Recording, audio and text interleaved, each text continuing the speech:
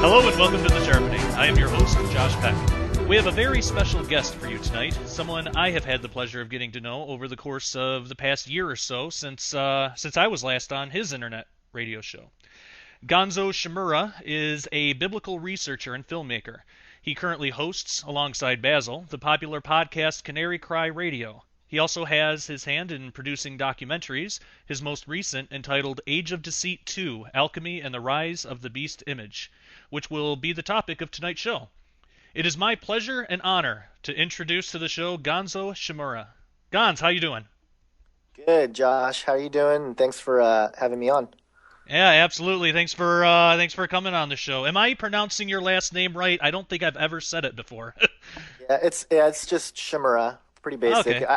People have problems with that. I don't know why. It's not, there are a lot worse, Japanese names that are much more difficult to pronounce. But, pretty basic. Yeah. I've only read it, and I felt confident going into it, but after I said it, I realized maybe I'm not saying this right. I should probably ask.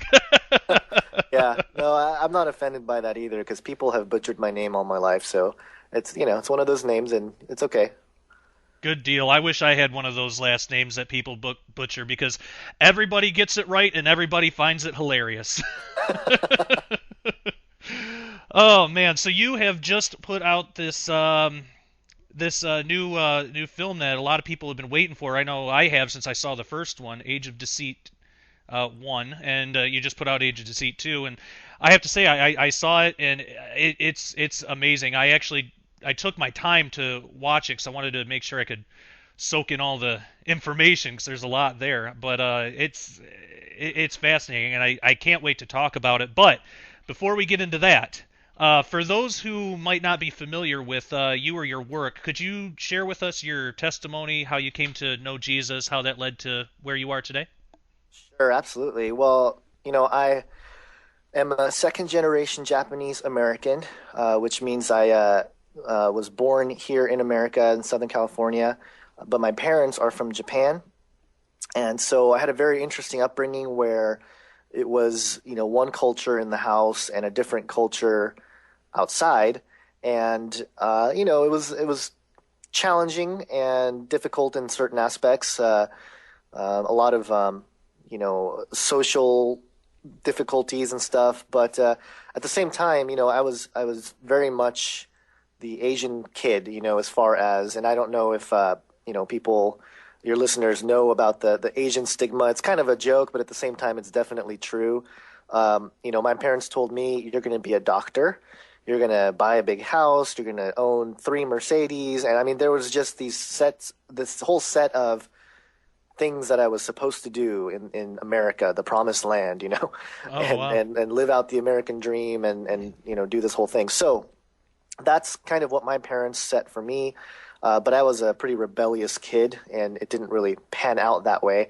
And I didn't grow up in a spiritual home. My parents were, I don't really know. There was no spiritual upbringing. They have a Buddhist kind of background, but, I think my father's a little bit more agnostic than anything else. And we didn't really talk about spirituality or God or anything like that a lot in the house growing up, and actually not at all. A lot of our conversations were about money, how to make a lot of money, which is interesting because that was part of my rebellion as well. Which, I think that shaped a lot of my conspiratorial mindset, later on. But in any case, I was really into anime because, I had relatives in Japan who sent me VHS tapes at the time. This is right between the transition between VHS and DVDs, but they would record TV shows for me and send them to me, and I was really into Dragon Ball and all kinds of shows that are pretty popular nowadays in America. But this was right before it really came over, and so I was really into supernatural stuff already because those shows definitely tout that kind of spiritual realm and ghosts and demons, and usually a lot of those shows are like good ghosts versus bad ghosts, or good spirits versus bad spirits and things like that. So I had kind of an interesting worldview with that, and it was still, of course, cartoon and not real, but that was that. And around 11 I saw the movie Stargate, which really got me interested in UFOs and the ancient pyramids. And it was just kind of like one of those things where, oh, cool, there's something extraterrestrial about the pyramids and Egypt and all this stuff. And that got me into that. And then at 14 years of age, I saw this movie called Contact with Jodie Foster and Matthew McConaughey. And that really shaped my curiosity for aliens and UFOs even more. And it also shaped my perception of Christianity and just religion.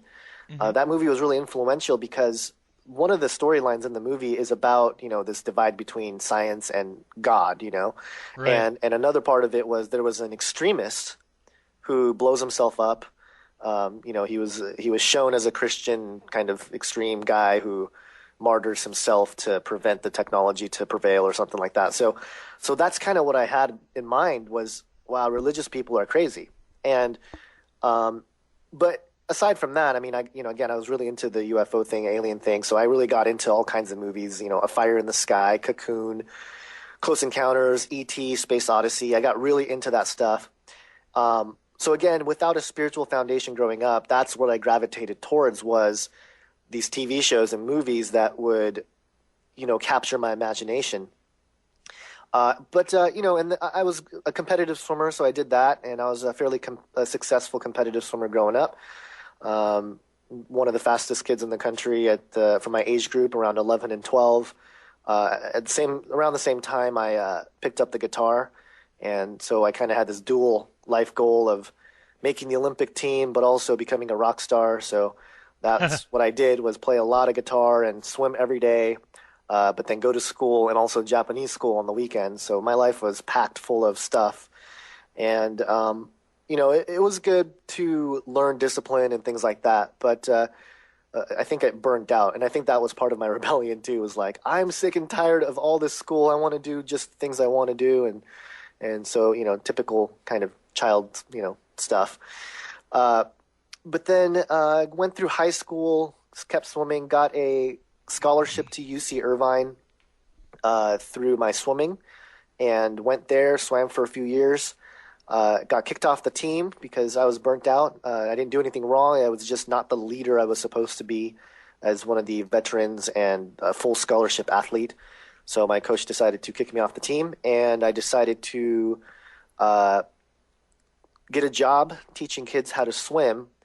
And this is where an interesting thing happened because I was teaching a 4-year-old girl who ended up becoming my daughter, stepdaughter. Oh, wow. And one of the lessons, of course, I live in Orange County, and there's a lot of, you can call it, plastic going around. Right. And my wife does not have any, that, but in any case, there was a lot of, mothers and stuff that were trying to appeal to young men and all that. It was just really bizarre. It was a really weird place.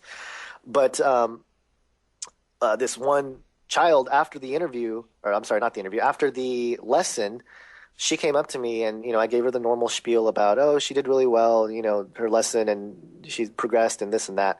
And she stopped me after and said, hey, can I ask you one more question? And I said, sure.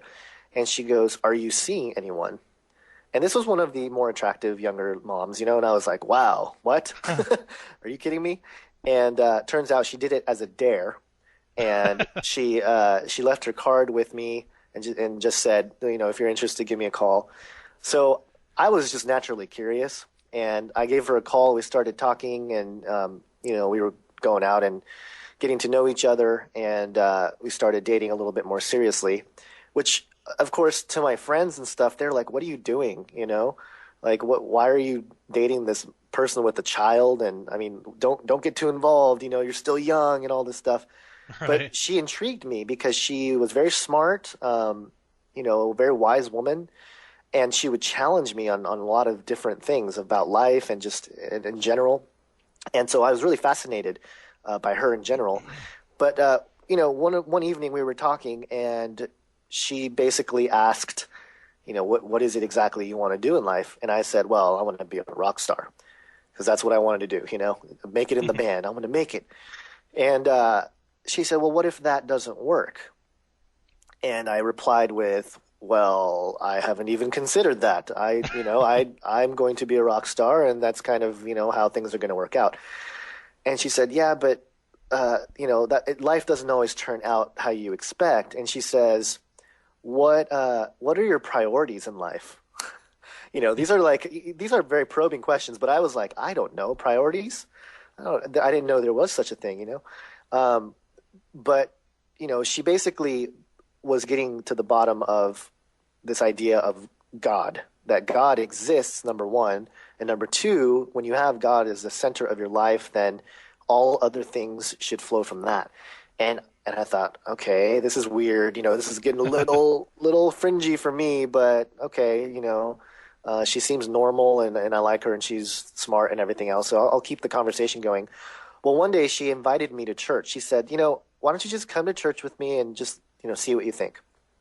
So I went, and I mean, it was a mega church that I ended up working at for several years. But when I went I think it was a Saturday night, actually, the pastor, the message it was as if it was directed straight towards me. Wow. And it was about, worldly things won't, ultimately fulfill you. And she kept giving me the elbow, every time he would say something like, you can't, you want to be a rock star. I don't think he said rock star, but something to the effect of, you have your dreams of life and things like that. And I was like, this is a conspiracy. You set me up for this. You knew that he was going to, talk about me in some way. But of course, she didn't plan it that way or anything, but the conversation kept going. And, it was interesting for me because, I was just going in there as, okay, I'm an open-minded person. I'll check it out. But it ended up being something where, it was a very different experience for me from what I thought church was. People were very nice. People were talking about Jesus. Jesus sounds like a pretty good guy, good morals and ethics and stuff. And a few weeks later, because I kept going with her on the weekend, just because I was curious, Lee Strobel came and spoke as a guest, and he had, he's presented his case for Christ, and I was like, really? I mean, I thought this was kind of, all kind of woo woo, just kind of spiritual, kind of, not really rooted in any kind of historical reality or factual basis. This is just, kind of a blind faith type thing. But he really kind of started talking about, no, there's actually evidence for the existence of Jesus, and there's this whole scholastic side to it. And that really perked my interest. So, I went through his book, and I had read Mere Christianity in the past just because of my curiosity, which is another thing that's interesting, is all the seeds that were planted, while I was growing up, when I had, Christian friends that I didn't even know were Christian. But yeah, I started reading some of those books and getting into the intellectual side, the apologetics of Christianity. And I was just blown away at the way people argued for the existence of God, for the truthfulness of Christianity. It was kind of startling, and I was taken aback because I didn't realize that there was a rigorous academic side to this. And of course, studying sociology in college, I was sort of putting college on hiatus at that point. But and I still need 8 units to graduate with my sociology degree. But Right. Of course, that'll happen eventually someday, hopefully. But I did finish all the main upper division courses and everything for sociology. So, I had studied sociology pretty rigorously in college. And of course, it's a very depressing subject because you read the leaders in sociology and it's all Marx and Nietzsche and Max Weber and Durkheim and all these guys that are pretty secular in their thinking. There is some, I think one of them had a sort of belief in God, but it wasn't really a theistic look. It was more of a deistic viewpoint. But in any case, it was a combination of the intellectual arguments for God and the people, the relationships that I developed with people at the church that were, they were my age. They seemed normal and kind of cool people. That really changed my perspective. And eventually it came to a certain point in about 2007 when we had an altar call service where basically, it's kind of it's a mini mega church. So there's about 2,000 people in the crowd. and the pastor gives an opportunity for anyone there to stand up and say, I believe, in front of the congregation. And so I did that. And, I was really excited about this idea of, when people are saved, that there's a party in heaven. So I was really, kind of amped about like, oh, cool, I like partying, that kind of thing. So, so that was cool. I got the whole package with the Bible and everything else. And, I decided, okay, I'm going to read through the Bible all the way through, because I still had questions, obviously. Oh, yeah. But there was a level of intellectual and even a spiritual thing that happened that, led me to say I believe and declare my faith and repent and everything else. But I was still curious because there were still questions that I had, just, things that I'd heard on the block of there's contradictions in the Bible. There's, things that are wrong with the Bible. There's an evil God in the Old Testament, all kinds of stuff. So I said, all right, I'm going to read through the Bible, and, it's not too far. You get into it. There's a lot of things in Genesis. I had a hard time swallowing the serpent, a talking serpent, really, which is interesting with Dr. Michael Heiser's research there of talking about the Shining One. But fascinating. Yeah, but later on, of course, I got to Genesis 6, and I was like, well, what's going on here? Like the sons of God, who are they? I thought that was us, and then the Nephilim and the giants. What is happening? And of course, I would bring it up to my peers, and none of them knew, And then I was volunteering at that point in the high school building. So I got to, kind of go. It was kind of weird because it was sort of relaying down my foundation of, all the services I missed in high school, basically, because I wasn't a Christian. I was getting all that education, 3 times every weekend because, they did the repeat services. So I would ask my pastor, or, what I considered my pastor, who was the high school pastor at the time, hey, what about the Nephilim? What's the story there? And his response was like, he knew how to pronounce it. Oh yeah, the Nephilim, yeah. Mm-hmm. And I said, yeah, what about them? Like, what's the story? And he's like, I don't know. And I was like, okay, all right, cool. Not a whole lot of answers there. But it was interesting too because right after all this started happening, that was 2008, and it's election year and all this stuff, and it was a challenge because I had lost my job, which is a whole other story, and I was getting married at the end of 2008, and to save some money and stuff, my parents were gracious enough to let me into their home. So it was me. So imagine this, the Asian kid that's supposed to get a doctor's degree and buy a house and a Mercedes, and then think about marriage and family and all that stuff. I come home, I have a fiance who has a child that's not mine, and 2 dogs. And we just come in and we're, there was just problems, all kinds of problems. Oh, I bet. I'm all of a sudden I'm going to church. They're like, what are you doing?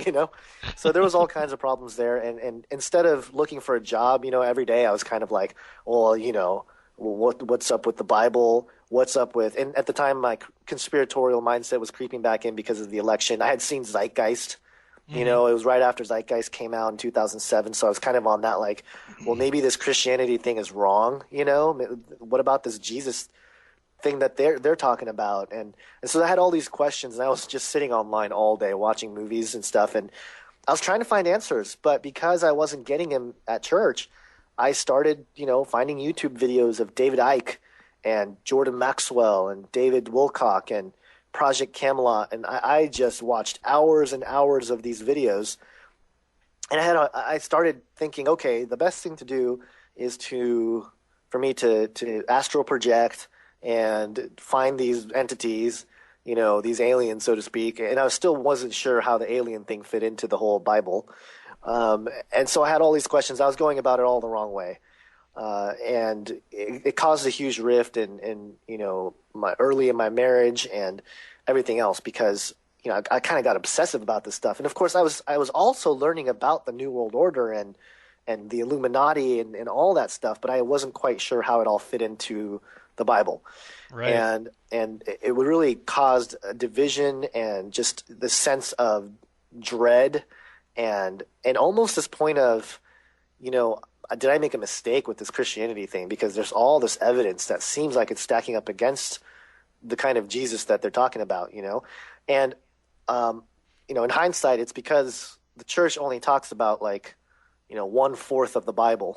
Yeah. Most of the New Testament minus the book of Revelation, So Yep. so they ignore like or when they do quote the Old Testament, it's one or two lines at a time.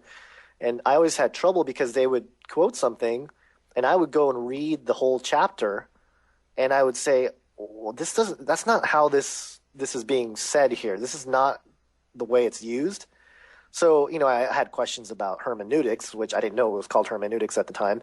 But, stuff like that where I was like, well, if this passage is saying it like that, then why are you applying it in this way? And if that's the case, then couldn't you apply anything in any way, Yeah, So, exactly. I was just very curious about why or how, what their line of thinking was. So again, skeptical, rebellious mind poking through. And it was a falling away time for, probably a year and a half, probably till about the middle of 2009, close to 2010. And I think it was 2010 that the beginning of 2010, I was listening to Coast, and L.A. Marzulli was on, and he's on there, and he's talking about the UFOs are here, burgeoning, not going away. All the stuff about Yeshua and the guidebook to the supernatural, and he kind of sounded like he was talking about the Bible, but I wasn't sure. Right. But I went ahead and checked out his website, and there you go, the Nephilim trilogy, and I'm like, whoa, I have to get that.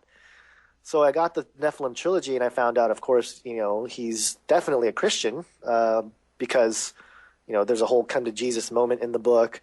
John, the guy who wrote the Book of Revelation, is in the book because LA takes some creative freedoms in the story, and he's still alive, which is kind of cool. That's of course, awesome. He's really into the supernatural, so that's kind of a cool twist in his story. But so anyway, yeah, that really opened me up, and I was like, oh, cool, finally, and that got me into, he had his Alien Interviews book, he had his Politics, Prophecy, and the Supernatural, and it really kind of helped me grasp things, and I think he was talking about a book, Omega Conspiracy by Dr. I.D.E. Thomas.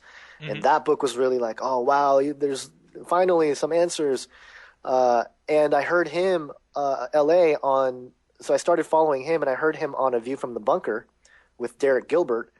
And he was, I was like, well, this guy's like super Christian. Like he's like actually he's using the word Jesus and the Bible, Christianity, and all that stuff. So I started following his work, and of course through that PID Radio, and I discovered all the people he interviews with.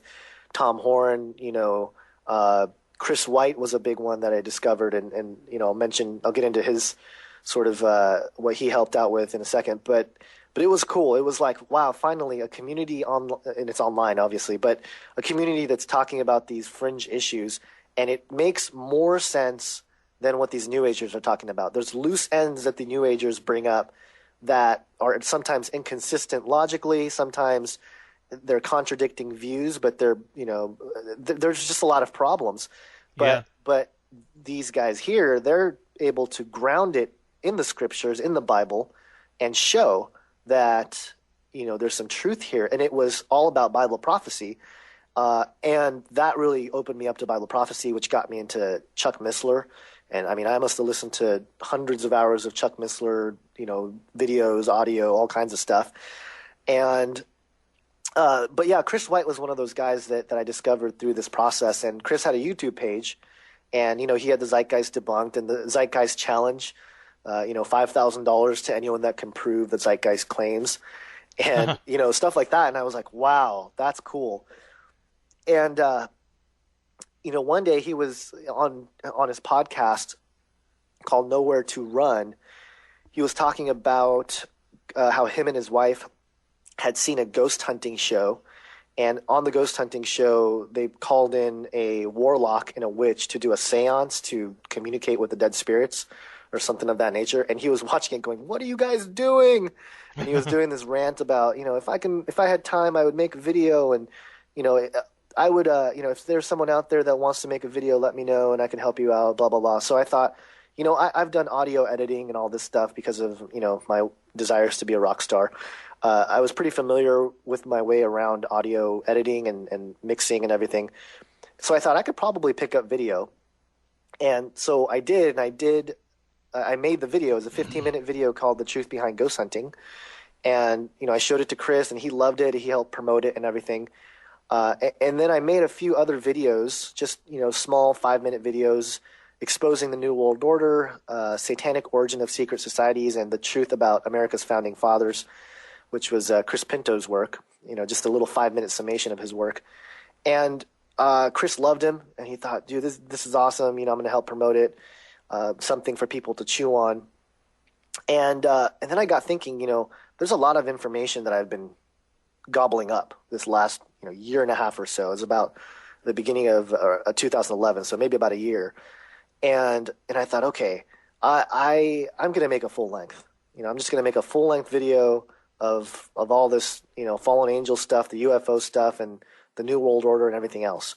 So I embarked on that journey, and I started probably about March, and it was a lot harder than I thought, doing all the research, and I had already done a lot of research, in the previous year, but it was a different thing to, compile it and make it flow the way you want it to and stuff like that. So I was working on it, and that summer, Tom Horn and David Hitt put on a conference in Branson, Missouri called the Future Congress. And so I visited that, and just a few weeks before that, I had met Douglas Hamp, and I found out that he was local. Like he literally lived, like 15 minutes from me.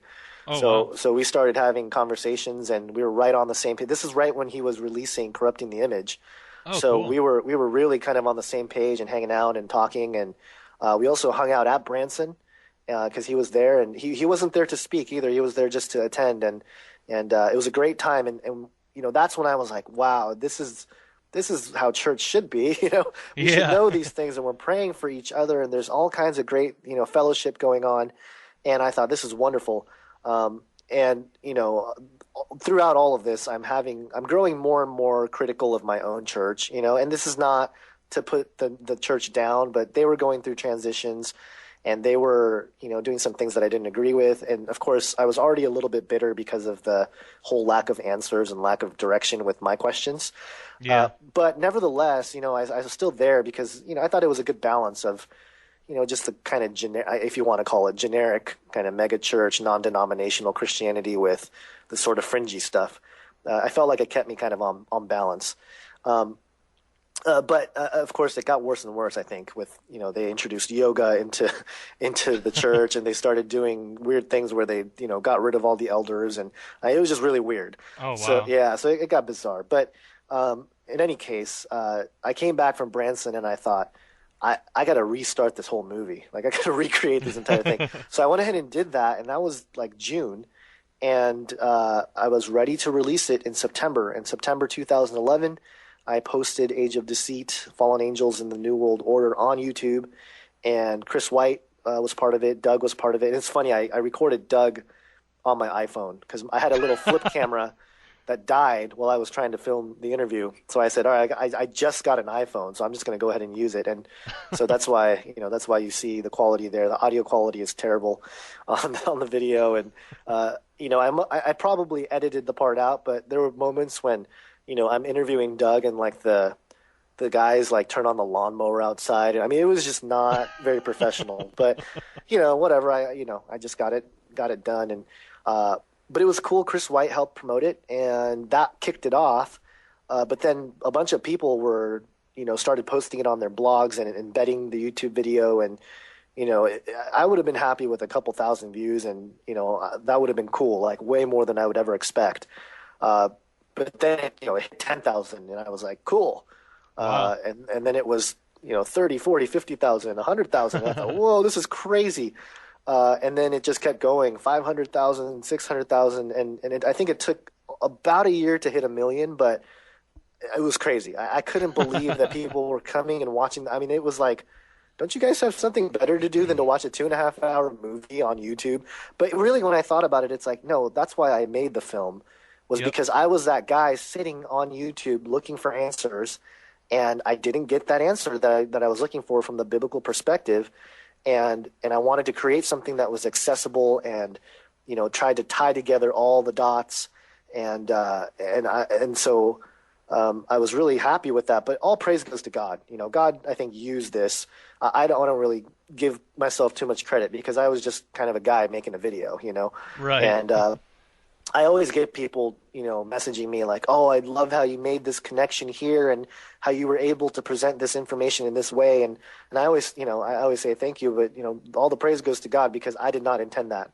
In Yep. that moment when I was editing it, that's not what my intention was. But it's cool that you got that from it and it helped you. And I've gotten tremendous messages from people saying, my young, son is back to church because of your film, and I Oh, cracked wow. open my Bible today because of your movie, and there's a lot of that. So I mean, all the glory goes to God. I mean, he's great, and he can use a chump like me to make a 2.5 hour YouTube video and make an impact on the kingdom. So that was really that, and right after that, I heard about Future Quake ending.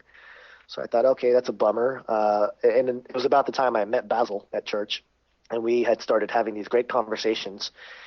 So we thought, okay, Future Quake is ending. I have wanted to do a podcast for a while. Why don't we just record these conversations and do it? So, he was like, all right, fine. So he and I both worked on the website. I did the audio, he did the artwork, and we were off and running and doing Canary Cry Radio. And it's funny because you listen to the first few episodes and we don't know what we're doing. We're kind of, we're very serious. And yes, the New World Order, it's bad. And it's just, I mean, we kind of joke around a little bit, but only because we're very insecure and not sure what we were doing. Right. But nevertheless, that got going, and we were on Revelations Radio Network and stuff, and it was very cool, and the audience has been growing, and I decided to embark on part 2 of Age of Deceit right around that time. It was probably about March or April of 2012, and I wanted to do something on transhumanism and technology and science, and I was really passionate about that topic. And because I still watch anime, and there was a lot of anime out at the time that talked about or at least the setting of the anime were futuristic, and it had something to do with virtual realities, tapping into various dimensions of virtual realms and stuff, and embedded technology into the body, which sounded like the mark of the beast. And I mean, it's weird, but they kind of have a view of the future that's very much what sounded like what was in the book of Revelation. So I started Wow. compiling the information, went through Tom Horn's book and Forbidden Gates by Tom Horn. And I started, doing the research and doing all that stuff. And I needed to find a way for myself. I needed to figure out, okay, how does this future technology tie in with the Bible and the ancient past? What's the connection? And I started looking at different things, and I ran across, of course, I've been studying secret societies for a while, so I knew about alchemy, but I didn't really know everything about it, and I still don't because it's a very wide topic. Right. But as I looked into it, it was very apparent to me that this was the philosophy behind where everything is headed, pertaining to the mark of the beast and Revelation, everything in Revelation, the image of the beast and all that. So I thought, okay, let's see if this rabbit trail actually connects to what we see in Bible prophecy, and that's sort of the journey that I tried to document in the film, and that's part 2. And it took a very long time, a lot of obstacles along the way, and some of those things have crept up, at least in the recording of this right now. I mean, it's been a tough couple days of not having the film on YouTube, having it taken down and stuff. And, maybe it'll be up by the time this is airing, but those were some of the obstacles. And, I don't want to get too far into it, but that's, those are things that I think were part of the spiritual battle. I knew I was going to start facing some heavy spiritual attack, and I think that was all part of it. But I was really excited to get the film done, get it out there, and I'm excited because people have seen it, and the feedback is great, And yeah, so that's, I mean, I don't know, there wasn't a whole lot of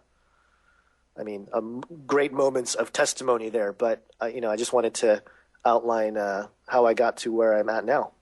Oh yeah, absolutely. No, I mean the whole thing was a great moment of testimony. I mean, there's a lot, and it's funny how often I realize I say this on the show with almost every guest I have, but there's so much I can relate to with your testimony. And I know to my listeners, they're probably thinking, man, he says that a lot, but it's true. And it's just in different aspects most times. But with yours, I kind of had I did have a religious upbringing. It was Baptist, but where I can find commonality is in the fact that no questions were answered. They didn't know. It was just kind of like you were saying before, the two-line New Testament thing taken out of context. Aliens was a big deal for me. They couldn't answer it. They couldn't work that. The only thing they say, oh, it's all demons. But that was the extent of it, and that just wasn't Right. good enough for me.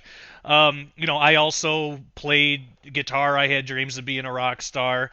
I still play here and there just for fun though, um, but yeah, there's a lot there that that's why I love asking people about their testimony to start off the show, because it's always good to relate. And I think a lot of people are able to relate to things like that, even if they don't seem, epic or grandeur. But that's most of our experiences. It is just kind of like that slow progression. We can look back at how, like you said, God planted the seeds early on, even though we didn't see it at the time.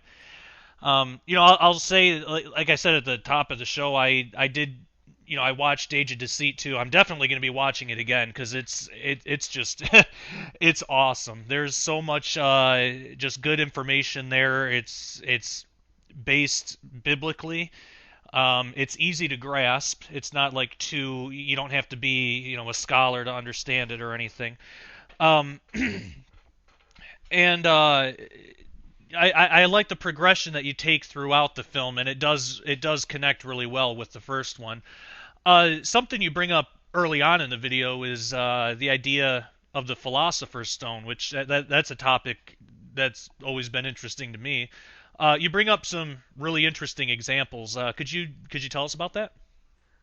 Yeah, and this segment it was kind of my homage to David Flynn, who had done some great work, and he had his whole view about Mars and Sidonia.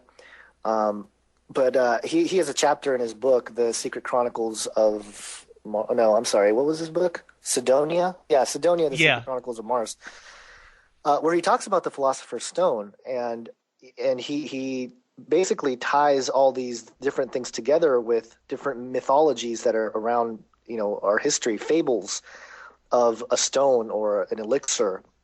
And this is where I wanted to show the different, the variations, because what tends to happen, and this is one of the challenges that I had making the film, and especially the earlier sections of Alchemy, is that a lot of it does base it on biblical ideas. They even the occultists use the Bible as part of their story, if you will.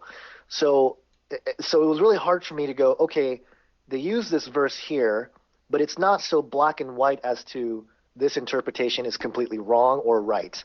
It's Right. hard for me to wade through that. And I still sometimes say, well, I don't know if this is exactly how it should be interpreted, but there's probably an interesting nugget of truth there. But yeah, you have, of course, Atlantis and Mu and Arcadia, the Holy Grail, all these things as part of the fables of of our history. It's woven into our history, and you have the Celtic mythology, the Greek mythology of Apollo, the Muslim Kaaba stone, which they felt was a stone that came from heaven. Uh, in Egypt, the Book of the Dead, they talk about Thoth, which I get into, more later in the film, who's thought to kind of be the father of alchemy.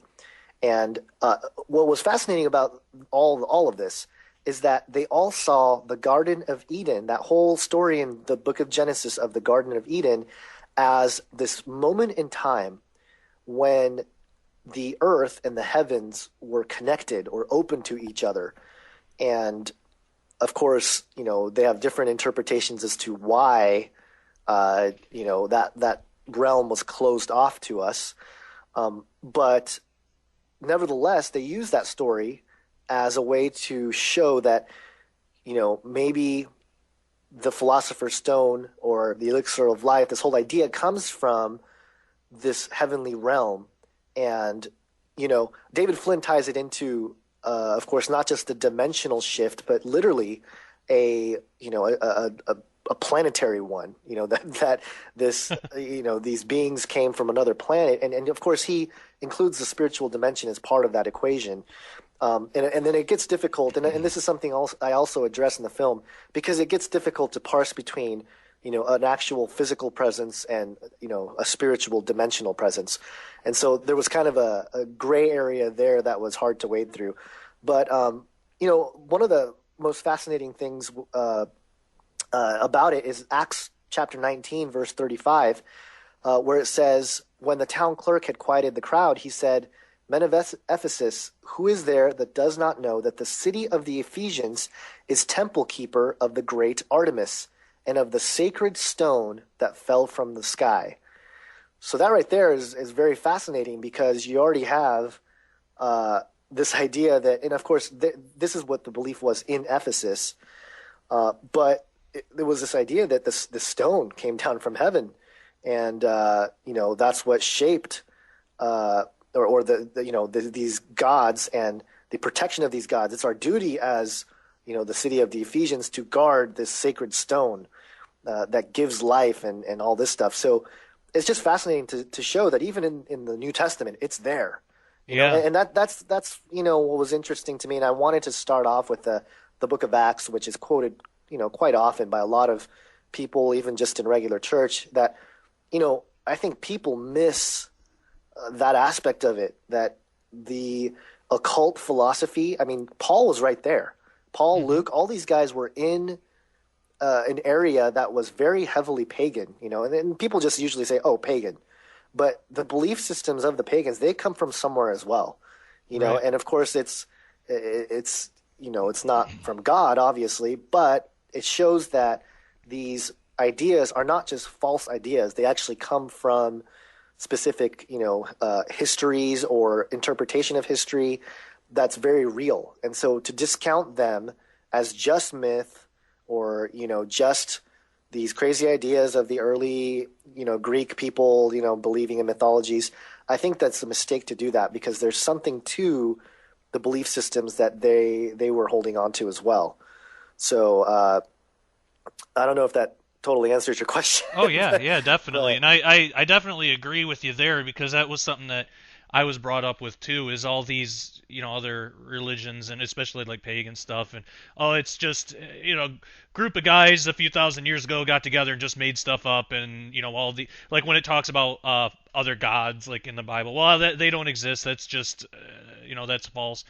It's like, well, when you read the Bible in its plain text, it seems like they exist. And I think what it was for my upbringing, being brought up Baptist, it was the just the term gods that kind of threw them off, because we believe in one God, there is no other gods before us, and they kind of look at that as there are no other gods. But I think that's more of just a misinterpretation, or a wrong definition of what the word gods actually means. But yeah, so I can definitely agree with you there. It is based on things that actually happened, and it's Satan's kind of twist on those events by saying that it's like these other creator beings, or whatever the culture is that interprets them. But we can look at that through a biblical perspective and realize, no, it's these fallen beings perpetuating these lies to make people, fall astray and all that.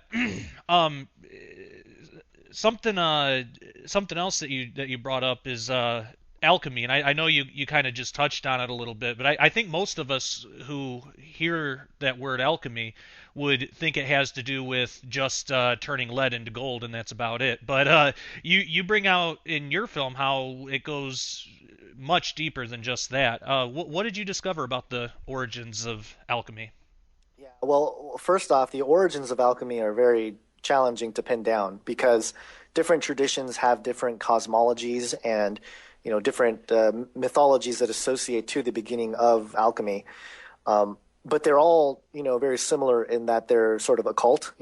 Kabbalah, Zoroastrianism, Gnosticism, even Chinese mysticism. And it even stems out to like the Knights Templar, the Rosicrucians, and the Golden Dawn, and of course the Illuminati, and these groups all kind of come from the same place. And so that was apparent, but they each have their own version of it. This group has one story, and this group has a story that's different. But mostly, the idea behind turning lead into gold for pretty much all of these groups was that is just a metaphor for humanity turning ourselves into gods, and not just gods, but like for example, the Kabbalah talks about how the tradition of alchemy comes from, and this is where again, as I mentioned before, there's a little bit of a challenge because they use the biblical story and they kind of twist on it a little bit, Right. where in Kabbalah, one of the angels, one of the cherubim that guarded the Garden of Eden when Adam and Eve were kicked out, the story goes that one of those angels gave Adam the knowledge of creating the Philosopher's Stone, and so through that, Adam was able to make the elixir of life, the Philosopher's Stone, ingest it, and that's why the early patriarchs of the Bible were able to live for so long, was because they had this special method of creating this substance. And so it automatically becomes a sacred science, a magical kind of science. And with Kabbalah, we're trying to restore that. We're trying to go back to the Garden of Eden. That we're trying to go back to the time and the place where the spiritual dimension and the physical dimension were together, and that we can freely roam within it. But another thing that's common between all of these different views is that the information came from above, so to speak, as above, so below. Right. And it came from gods or entities that were beyond human, intelligences that were beyond human. And of course, this ties into the whole alien concept as well. And it's fascinating because you think aliens and this whole phenomenon and the popularity of it is a modern thing, since the Roswell crash and all this stuff. But really, it's there right at the beginning that these beings that came down taught humanity, the ways of civilization. And one of those gods is Thoth in the ancient Egyptian pantheon, and he is seen as one of the great gods that taught humanity all kinds of things, inventor of writing, wisdom, literature, the occult powers, all that stuff. There, he says, or they believe that Thoth was the father of that. And then, again, there's different perspectives on exactly where Thoth comes from. Some say he was a human being in Atlantis that ascended to a deity position through the process of apotheosis, and he survived the flood, and he came back down to teach humanity all the things that were lost in the pre-flood world. And of course, there's different views. Besides that, there's he was just a god that just manifested from the underworld. The Sumerian texts talk about how he is Ningiz-Zeta, who was one of the guardians of the underworld temple. So there's different ideas, and that was another challenge. Like, I don't know which one to present because there's like so many different ones that it's just kind of like, well, I'll just pick one and sort of show that these are examples, but then the bigger picture is this. Which, of course, from Thoth in Egypt, the Hellenistic Greeks found out about Thoth, and of course they wanted to make Thoth their own. And so they combined Thoth with their own god, Hermes, and they came up with a god named Hermes Trismegistus. And, he is considered the Lord of all wisdom. And this is the foundation of Hermeticism. And of course, most people who study the secret societies and stuff, they've probably run into Hermeticism and the Hermetic order. And they were basically the initiators and the carriers of the information, this supposed sacred text and sacred knowledge that cannot be dispersed to all of humanity because it was misused the first time. And that's why, the great creator brought the deluge to ruin us, because we abused this power. But this time we have to keep it secret, So it's Right. the same idea, but it was passed down generation through generation to the initiates, and even through some parts of history. I know a lot of occultists and New Agers that say, well, the Christian Church destroyed a lot of occultic writings because they thought it was evil, and this is true. This is definitely true. And I don't know. It sounds like something God would do that you don't want. He didn't want this knowledge to be totally out there in the open, but maybe this was the time that we're in now that it was allowed to become more mainstream, because it is becoming very mainstream. Oh, And yeah. it overlaps the New Age movement and, of course, the secret societies. But the interesting thing is that it bleeds right into the modern technological and scientific movement, which is, what I found the connection between how these ancient philosophies of alchemy is working out today. But, just to allude back real quick to, the Book of Acts, because this is fascinating to me. And, Genesis 6 is where we read about the sons of God. And based on my view and many others, the sons of God are the fallen angels. And I'm sure you've probably tackled that in a previous show. And, I know you definitely tackle it in your book. And, Oh, sure. it's a big deal. It's a big foundation to understanding who the Nephilim were and the whole Old Testament almost. And, there's a lot of talk about that can't happen, angels and these spiritual beings don't have physical bodies, and the debate rages on. But right here, I think this is another fascinating insight. In Acts 14, verses 11 and 12, this is when Paul is in a crowd. I'll just read it. It says, when the crowd saw that what Paul had done, which was some healing and some miracles, they raised their voice, saying in the Lycaonian language, the gods have become like men, and they have come down to us. And they began calling Barnabas Zeus and Paul Hermes, Yeah, because isn't that he was the interesting? chief speaker. Yeah. So, right there was already a permeating belief that these gods became, it's possible for these gods to become like men. And of course, Paul goes on after, no, I promise we're just human, And so, that's another piece of evidence that even Paul knew about this whole idea and of the sons of God, coming down as these angels becoming like men and mating with women and all this stuff. So again, that's just another little interesting tidbit, but it's fascinating that, they thought Paul was Hermes. They thought he was this great god of alchemy, Hermes, maybe not Trismegistus, because he's more of a metaphorical figure, but that was the permeating thinking of the time. And maybe in today's society with technology and all that, they're not saying Hermes or Zeus is here to tell us what to do, but the spirit behind it is definitely the same. And so that's where the connection from the ancient past, the far ancient past, into modern technological and future sciences, the connection was made in my mind that the philosophy, the spiritual philosophies that's working behind this movement is the same, and it is manifesting itself quite rapidly in our time. Oh, totally. You made some interesting connections with the Book of Enoch too.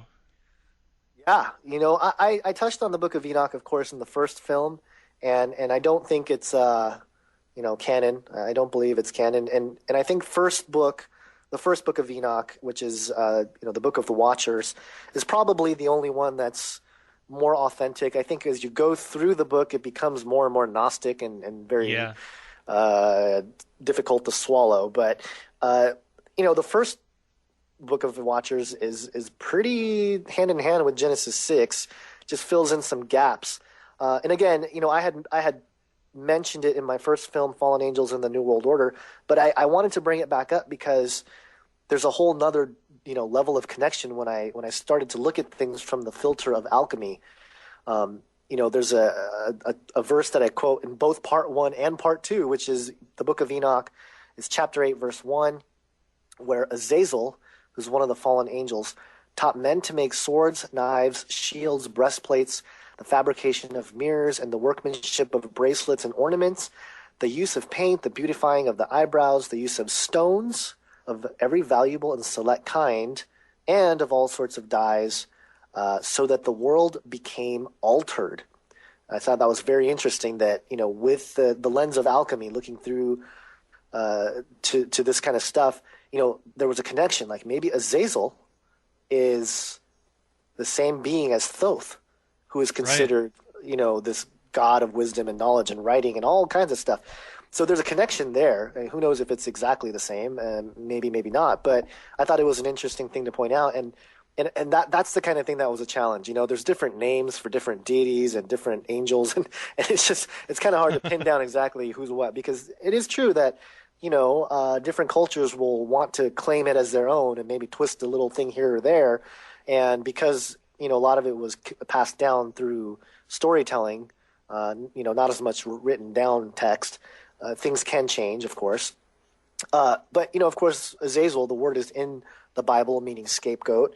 And, I thought that was interesting as well, that connection is made in the Old Testament.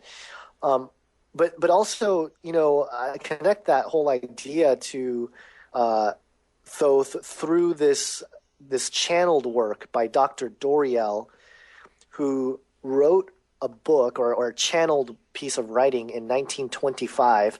It's called The Emerald Tablets of Thoth the Atlantean.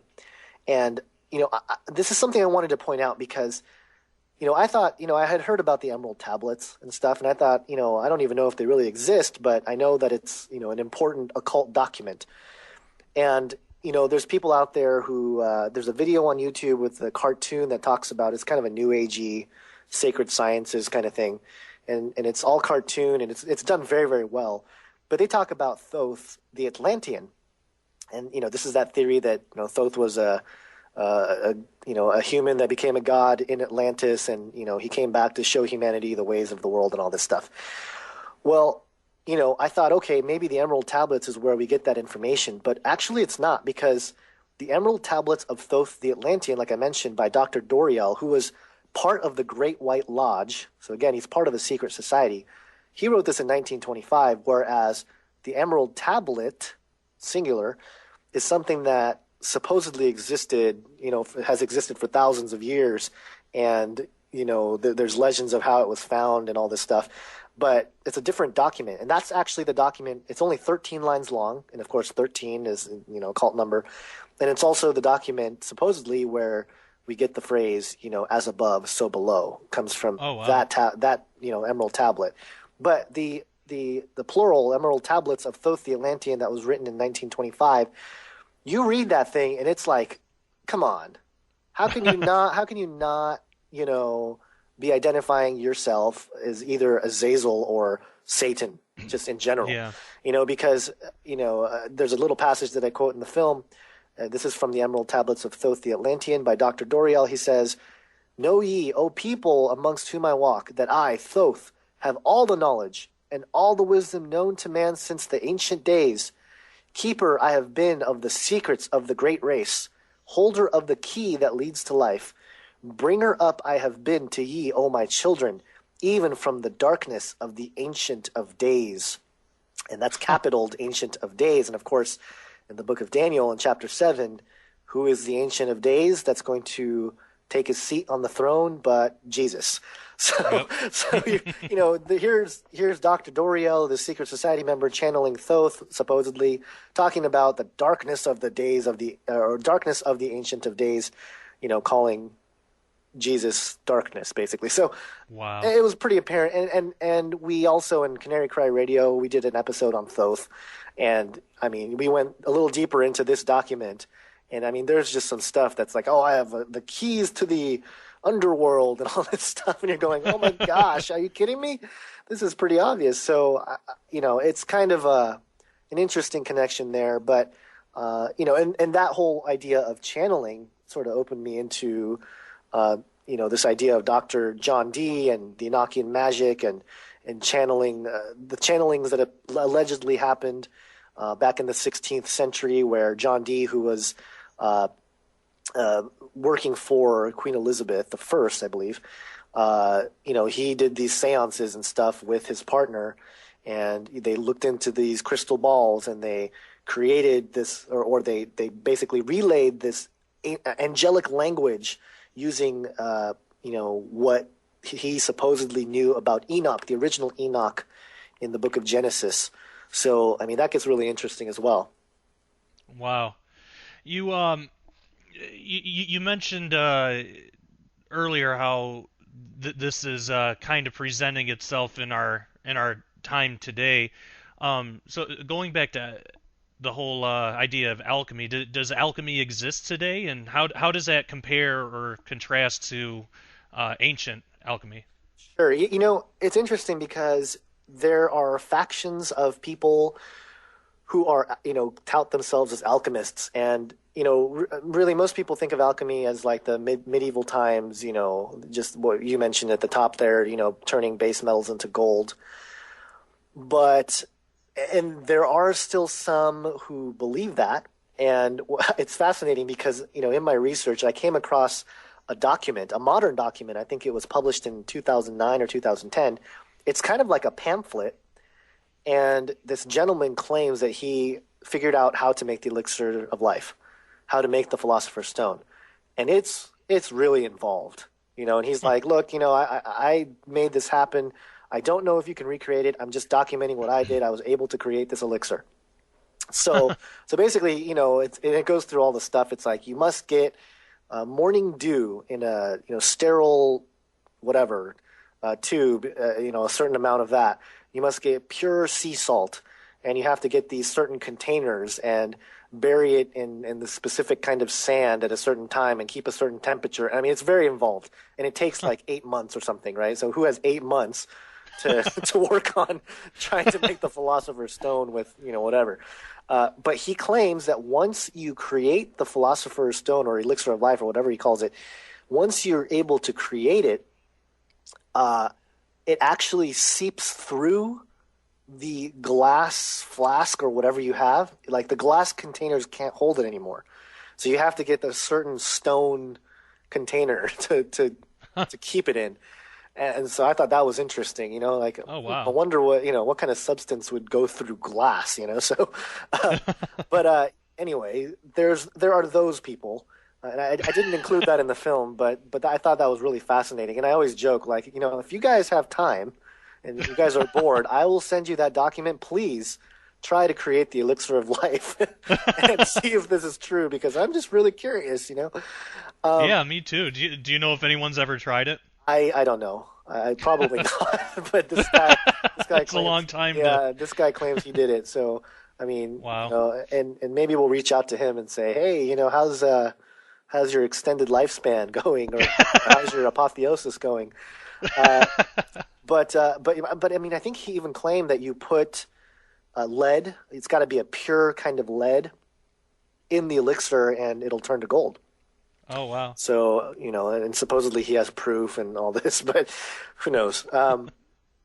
But in general, yeah, I think alchemy also exists in what I mentioned before with the philosophy of alchemy that exists today as technology.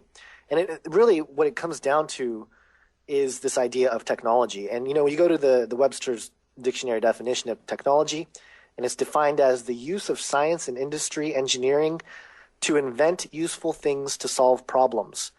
And so it's fascinating to look at Genesis 3:7, when Adam and Eve ate the forbidden fruit, and the eyes of them were opened and they realized they were naked. So there's your problem.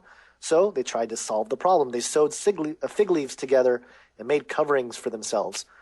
Well, that's technology. That really Yeah. fits the definition of technology, and that's the first account, I think, of technology for the human race. Because, well, at least, uh, well, yeah, for the human race. I was going to say this side of the fall, but I don't think technology was necessary to the same sort of extent, pre-fall. But yeah, it's interesting when you look at that, because now you have right away at the fall trying to eradicate it or make up for it somehow by creating something. And Right. that act has been going on ever since that moment.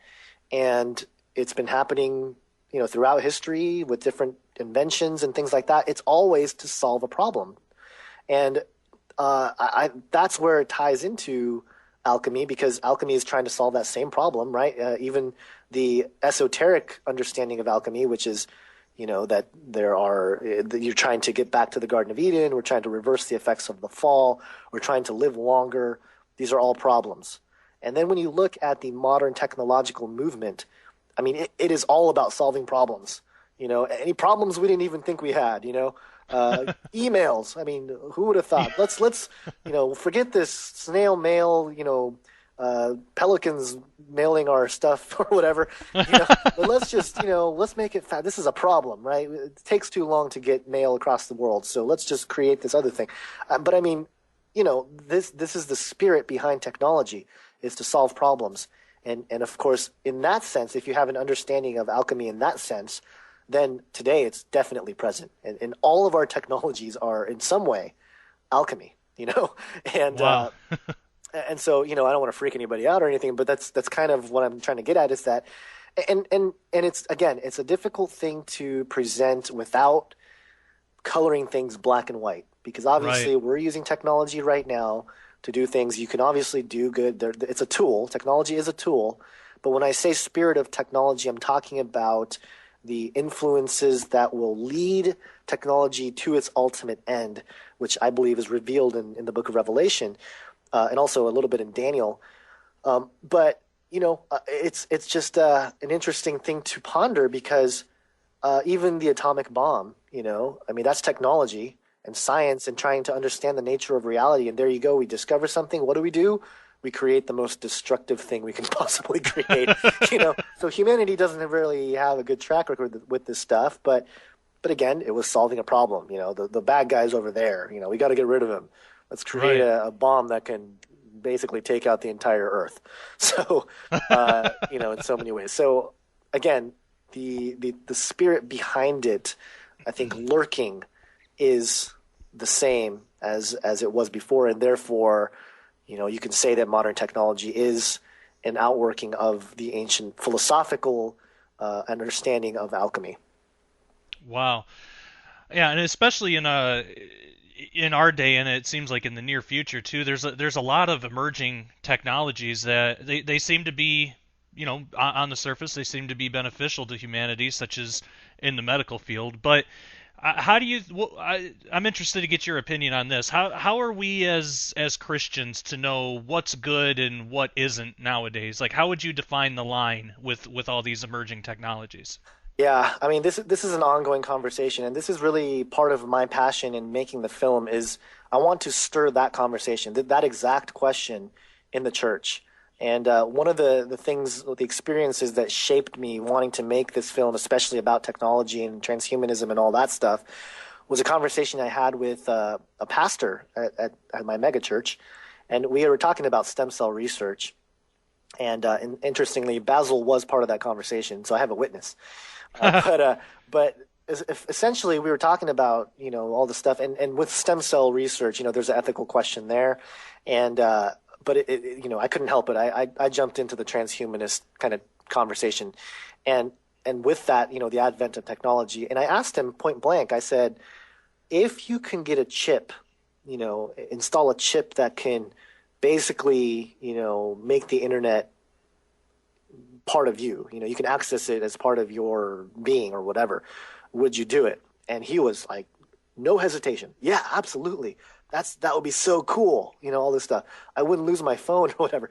So and I stopped, and it kind of took me aback because I thought, he would at least contemplate it, or, maybe it depends, that kind of thing. No, he was like, I'm all about it. And so I kind of had to give him the, well, let's reconsider some of these things, let's take a step back, let's think this through. But it is still an interesting question because, I think there's going to be a time as we approach the different things developing, as Sharon Gilbert mentioned recently, that we're just going to have to go off the grid. We're just going to have to get off the internet and just get off the grid completely. And I think that day is coming for the Christian. However, in the meantime, how are we to share the gospel in an effective way as these technologies develop? And that's really the question, because if social media develops, and right now, just a little bit while ago, not too long ago, we heard about Facebook purchasing Oculus Rift. And this is a virtual reality immersion technology. It's just for your visual realm, but of course, they're trying to develop things that will be fully immersed virtual realms where you can physically experience the virtual realm. And a lot of science fiction has already painted that sort of picture, but it's really going there. There's a clip that I use in the film of a woman who shows she's she used to be part of DARPA. She works for Google now, I believe.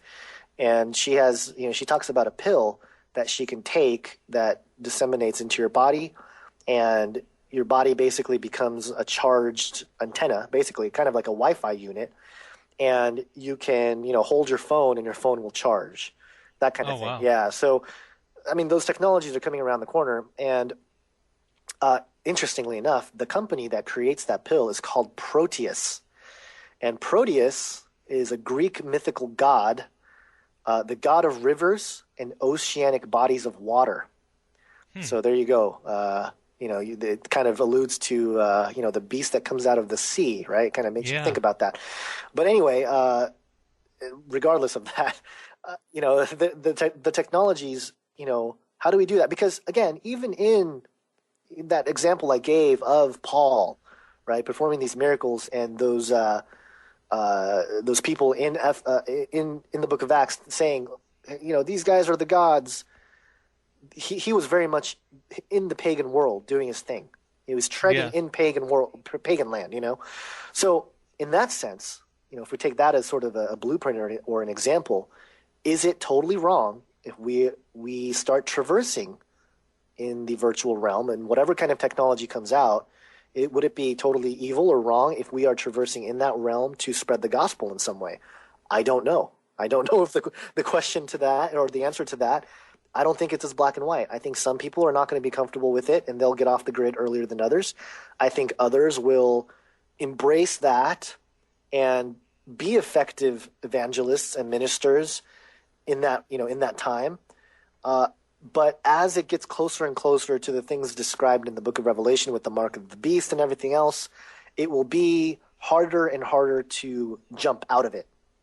I think that's kind of what it's going to end up looking like. Because think about, I think you're a little bit younger than I am, but I think we're about the same age. We grew up in the 80s, or born in the 80s, grew up more in the 90s.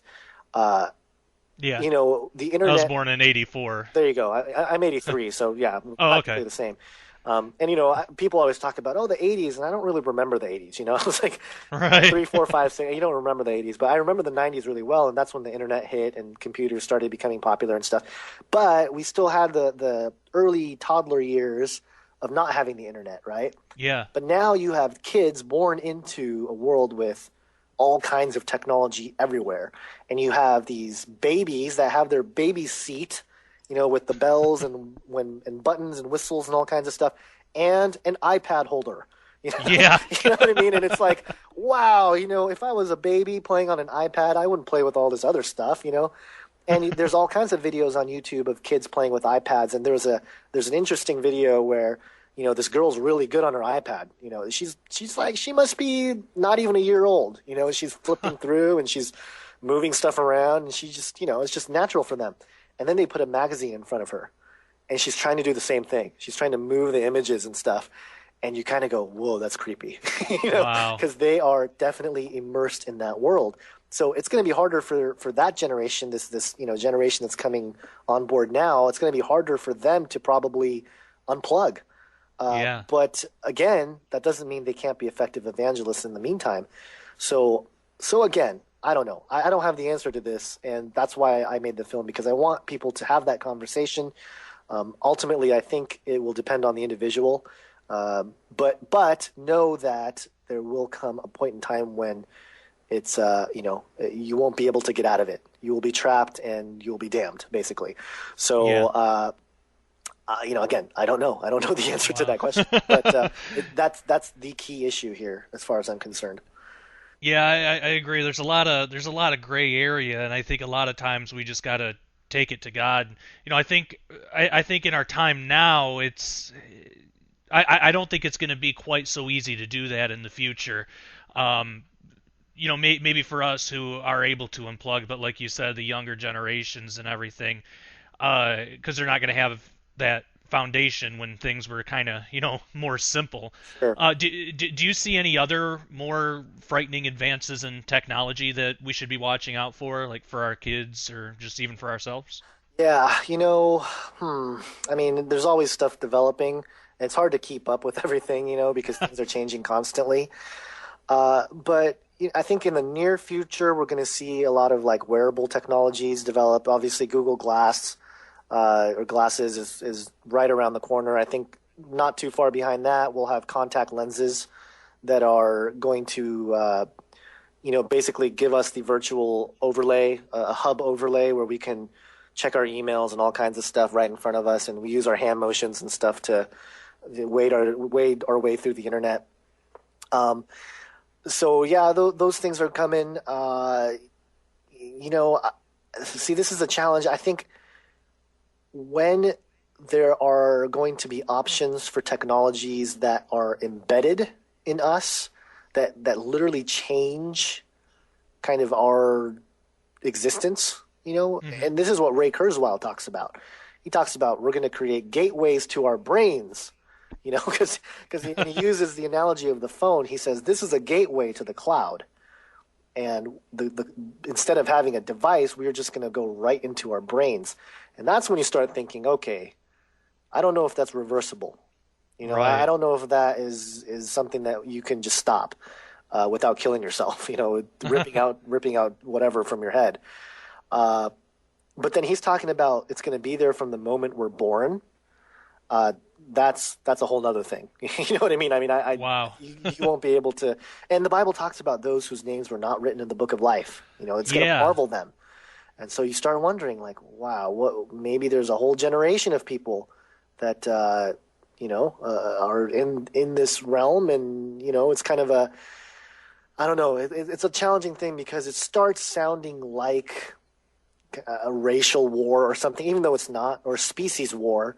And this is interesting too because this alludes to the research of Dr. Hugo de Garis, who believes in the Ardalect War, that there's going to be factions, the cosmists who believe that we should keep advancing these technologies and artificial intelligence, and the Terrans who don't believe that we should do that, and then the cyborgs who sort of feel like they should merge with them with the technology.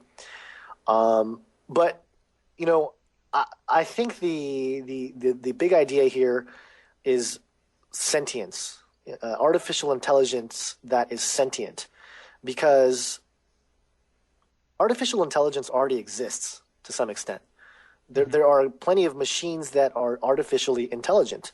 You have Watson, the machine, right, that IBM made Right. that won Jeopardy and things like that. And there are machines that can play video games, and obviously in a video game world you have all kinds of characters that are artificially intelligent. They respond differently based on your actions and stuff like that. So it's already there, but there's no sentience. Watson the computer doesn't go home and think about, well, what am I going to eat tonight, or what am I going to, Right. what should I do tomorrow? There's nothing of that nature in the machine. Well, the goal of a lot of these guys with creating artificial intelligence is that someday we are going to create life. We are basically going to create a life form, that's our own and made in our image, and all this. So that's kind of the big point especially with the image of the beast. And you look at Revelation 13, and that's basically what we're talking about. It describes that it's going to be an image to the first beast that's going to have breath and is able to even speak and all these things, even act as if there is life there. But the question is, is it a real life? Is it perhaps inhabited by fallen spirits? We don't know, but the conversation is interesting. And I mean, other technologies, it's kind of hard to say. I don't know everything that's developing. I just know that Google is buying up all the robotics companies and different software protection companies. Facebook is starting to get into the virtual reality technologies. So I think the major turn in the next decade or so is probably going to be virtual realities, fully immersed virtual realities, and as well as overlaid technology, where our world is our vision, so to speak, through glasses or contacts or whatever. We're going to have an altered, kind of thing where you have overlays of ads, and I don't know if you've seen Minority Report, but when they walk through, they have like personalized ads and stuff. But I think it's going to be tapped in through your glasses or whatever device you have that you're wearing. And so, I think that kind of thing is going to happen fairly quickly here. And, it's going to be part of fashion. There's also tattoo-based technologies that people are talking about where, instead of a microchip, they just get a tattoo. You can get, any kind of design tattoo on your body, and it's going to be, basically your Wi-Fi window, your window, your gateway to the cloud. Will be stylish with your tattoo. So, I mean, there's stuff like that. So, don't get tattoos as you go into the future, and watch out for those virtual technologies. Wow, yeah, it's definitely interesting. Something we'll have to keep our eyes on. And something something else you tie into modern technology is the ancient idea of a golem. Can you tell us what a golem is from ancient times and how that translates into technological advances today? Yeah, so the golem is in alchemy, uh, is an animated anthropomorphic being that's created purely out of inanimate matter, and through magical workings and specific spells and things like that, they can bring this inanimate matter into life. And the Kabbalistic view of the golem, interestingly, is that Adam, actually, this is a Talmud, a certain faction of the Talmud, they saw that Adam was a golem before Oh, wow. God breathed spirit into the body. And again, this is one of those things where you go, well, yeah, I mean, golem just means unformed substance. It's used in Psalm 139, 16, where it says, your eyes saw my unformed substance. Your eyes saw my golem. In your book were written, every one of them, the days that were formed for me, when as yet there was none of them. Just talking to God, like, you saw my unformed body, which is interesting. So again, it's like, well, yeah, I mean, that's possible. That's plausible. Wow. But then you turn that around, and now man is trying to create his own golem, his own life form. And again, this, when I start talking and describing this, it sounds, a lot like this creation of an artificial intelligence, right? It's like the same thing. Right. But what's interesting is that, when I tie this into the mark of the beast, this is where I thought it was very fascinating. There are, again, Jewish traditions of creating a golem, and there are certain steps. And in Kabbalah especially, there are all these rituals. There's like the 221 gates. There's something called the Book of Formation that talks about how to create a golem. And it's very involved. It's very specific. It's kind of like the steps on making the Philosopher's Stone. It's like Oh, wow. very long. You got to do all this kind of stuff, and very particular, and you can't mess up, and all this. Again, it's a sacred science. But as part of making the golem, what you do is you form the body first, out of the inanimate object. And I think there's a certain kind of dirt you have to use, or stone, or I can't recall all of the details, but there's there's certain ritualistic things you have to do to create the body or form the body.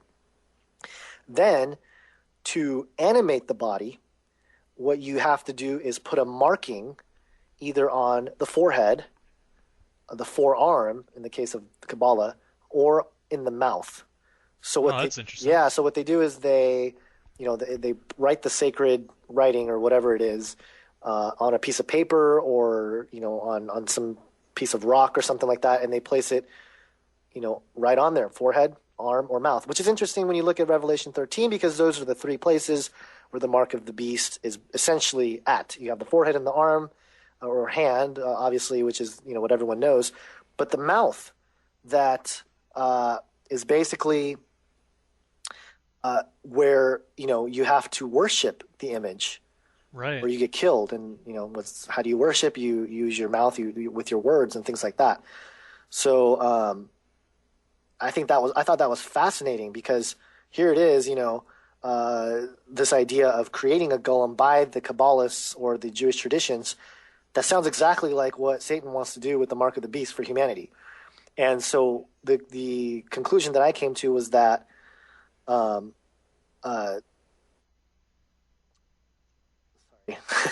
conclusion that I came to was that what Satan wants to do with humanity is to create us into his image. He wants to create Golem out of mankind. Oh, wow. So instead of God's spirit in us, he wants to put his image, or God's image in us. He wants to put Satan's image, the image of the beast, in us, and that would warrant him to be the very thing that he said he will do in Isaiah 14. I will ascend above the heaven and the stars. I will set my throne on high. I will sit on the mountain assembly in the far reaches of the north. I will ascend above the heights of the clouds. I will make myself like the Most High. And what's like the Most High but creating a life out of non-life? And of course, he wants to breathe his spirit into us, and so that we may take on his image. And that's where I thought, wow, there's a definite connection there between this ancient idea of a golem and the modern outworkings of technology, artificial intelligence, and all the workings there, but then also with the mark of the beast, as we read about in Revelation 13. Wow, yeah, definitely. I'd say so. It seems like everything's ramping up towards that. Our talk of the idea of the golem brings up actually what's probably the big question. And I know you spend a lot of time in your film talking about this, so I don't want you to give away any more than you're comfortable with. So I'll just ask it, and we can actually wrap up the interview with this question. What do you believe is the image of the beast? Right. So, I mean, yeah, I think the image of the beast is going to be effectively a kind of a global brain system, and I don't know exactly how it's gonna look. Obviously, I don't think any of us do. We see through a glass darkly, but based on what we read in Revelation 13, and based on some great scholars, Tom Horn, Chris Putnam, Sharon Gilbert, and Derek Gilbert, and many others who are seeing this. It's not just me. There's a lot of people seeing this, and it's something that has been seen for a while now. A lot of people have sort of talked about it, but as things progress, things become much more clear. Right. I believe the image of the beast is going to be, again, an inanimate sort of object that in Revelation 13 talks about the people are going to build the image. And after, the false prophet does all these miracles and signs, that, alludes to, 2 Kings and Elijah calling fire down from heaven, which I believe that part of it, calling fire down from heaven and exercising the authority of the first beast, this is just pure speculation, but I feel like that has something to do with the UFO phenomenon. And I feel like what's going to happen is, and I don't dive into this too much in the film, but just my opinion on it is that, there's going to be some kind of ancient discovery on either Mars or the moon or something like that. And then these gods, so-called, are going to reveal themselves and say, we are your real creators. The basic alien deception thing that L.A. Marzulli talks about.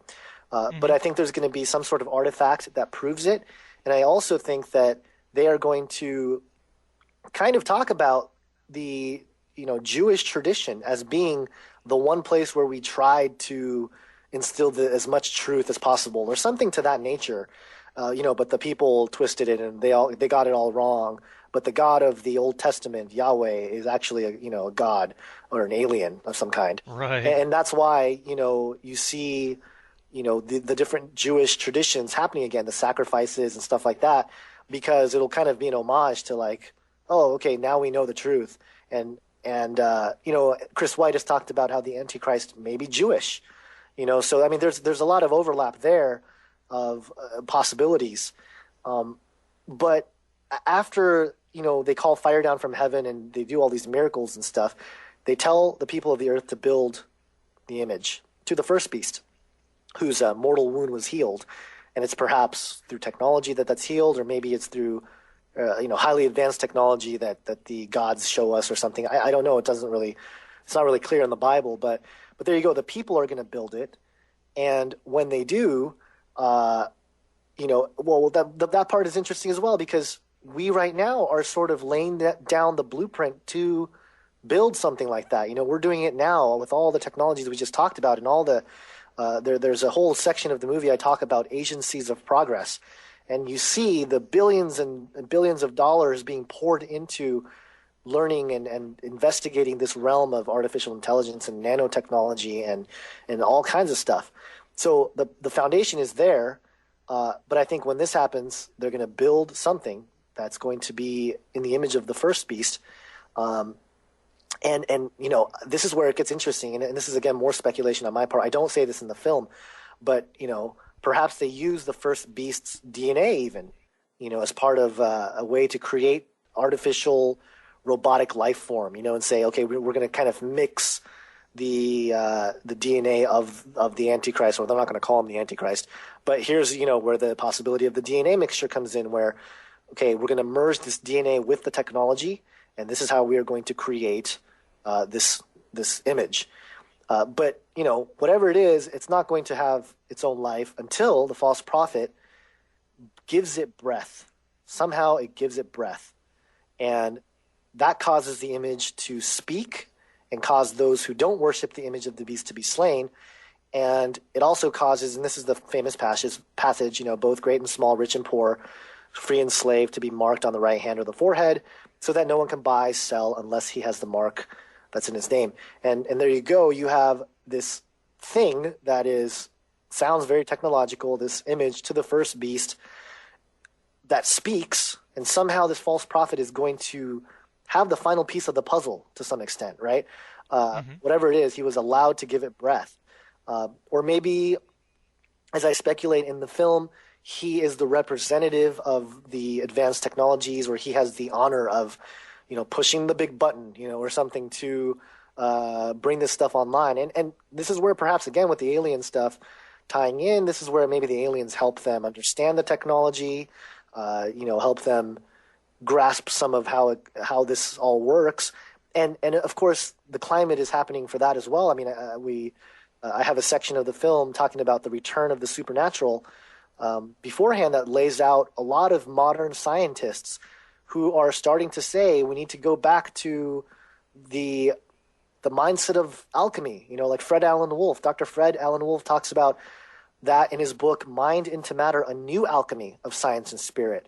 There are others, Dalai Lama. There's even a book called The End of Materialism, How Evidence of the Paranormal is Bringing Science and Spirit Together. So already in the scientific field, people are starting to say there's got to be some kind of extra supernatural element to it. And perhaps the aliens or whatever, even, it could be just the false prophet, has the final piece of the puzzle to that. And then when they activate it, there you go, the image of the beast comes online. And this is where the idea of a global brain comes in, because it's fascinating to look at the quotes of some of these futurist thinkers that say, we are effectively going to be the neurons of this global brain, and we are all going to participate in it, and we're already building it. That's the thing. Through social media and everything else, we are building this global brain. And Wow. I quote Dick Pelletier, who's a columnist. He says, and he's a futurist thinker, a transhumanist. He says, computer scientists compare the internet to growing a global brain. As users, we represent the neurons. Our emails, IMs, and blogs act as synaptic actions, and electromagnetic waves through the sky become neural pathways. Like germinating seeds, this wonder tech continues to evolve, and as many predict, will not stop until it achieves human-like consciousness. There you go. The global brain will one day achieve human-like consciousness. And what's that sound like? It sounds like the image of the beast. Yeah. It's going to have breath. And if you're not part, and this is, again, another part of speculation, is that, what happens if you're not a participating neuron in this global brain? Well, you'll probably be seen as waste or being in the way of progress, which, Christians are already kind of seen that way. Right. But there's reason there for this system to slay and to kill anyone who doesn't participate. And so it all kind of starts to make sense as to how all this ties together. But again, it's all speculation still. I'm not saying that I have all the answers. But in the film, I also tie into this whole aspect, how this relates to Jerusalem and Israel being a leader in technology, and how that also is a groundwork into how this might be built. Benjamin Netanyahu talking about they want to create a cyber headquarters, and they want Israel to be the leading place to do that.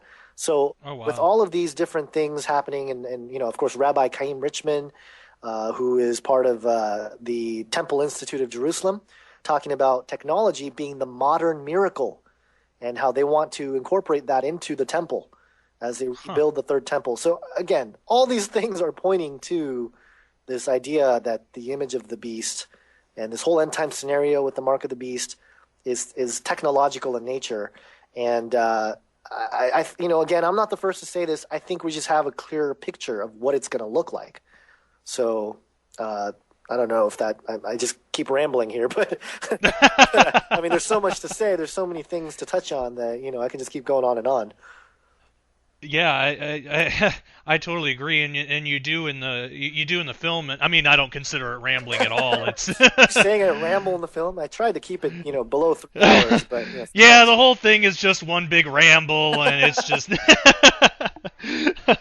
no, not at all. I mean, it's very, very well put together, and it's easy to follow, and there are a lot of really important and interesting points that branch off from that too, that you go even deeper into. So I don't, by any means, I wouldn't want the listener to think that based on just this interview that they have the full scope of the film, because I mean, we've barely scratched the surface of the different avenues that you take in your movie, and it's awesome. Cool. Thanks, I appreciate that. And there were some comments that popped up initially when I put it on YouTube of you're glossing over this, or you didn't really get into that. And it's when you get down to it, every single topic can have volumes and volumes and volumes of stuff written on it. There are volumes and volumes and volumes of stuff written on it. So what I tried to do was just connect some dots, and like I did in the first film, present a case based on a lot of other people's research. It's not just me coming up with all these great ideas or anything like that. It's built on the research of others, and to step back and try to, paint a picture. It's kind of like a mosaic. You have little pieces, and try to present an image that is, no pun intended, that might be a clearer understanding of what we expect to see as Bible prophecy unfolds. And I just find it fascinating. I think that the conversation is very important. There are aspects of transhumanism that we didn't really get into, and I didn't get into in the film either. I mean, I wanted to get into a lot of that stuff, but I just didn't have time. But I think it ties into the topic of homosexuality, gender issues, are very important. That it's a cultural issue now, but as transhumanism becomes more and more prevalent, there's a gender thing that's going to happen. I think that will be very fascinating. There is the topic of just sexuality in general that is going to be very interesting as technologies come through. And I've blogged about this on my blog. With promiscuity and things being different, and even some of these transhumanists and futurist thinkers, the way they describe the future of sex is quite disturbing. And so there are big things of culture that I didn't tackle in the film that can probably it probably deserves their own film, or even their own books and stuff. So but I appreciate your support in viewing the film, and it is a lot to swallow. I think I tend to do that. I try not to keep things too simple. I just regurgitate everything and see if people can make sense of it. I think that's a good way to go about it too, because I kind of did something similar in my book, but I think that's a really good way to go about it, because you have a lot of things in there that'll appeal to a lot of, there's a lot of different people that'll be able to get something from it. I mean, even if which I don't, even if you have like the most traditional Christian, they're still going to be able to get something from that because just of the vast array of topics. And I absolutely love that. If people want to know more about you, your work, or watch the video, where can they go? facelikethesun.com. That's facelikethethesun.com. You can go there. All my blog posts. That's mainly my blog, but it's kind of the central hub for everything, all the videos, and I'm trying to post the transcript slowly on the blog as well as some articles that in response to people. It's funny because I'm in dialogue with a transhumanist, which he's pretty popular. He's written on Huffington Post and stuff like that. So it's interesting to have those conversations, publicly. So you can go there. If you go to ageofdeceit.com, that actually takes you to my blog, but a specific page that's dedicated to the film. When this airs, I don't know if the film will be available on YouTube or not. At the moment, as we record this, it's not available, but the hope is that it will be, so you can watch it there for free. If not, you can download it or stream it via Pivot Share. I lowered the price with all this stuff going on.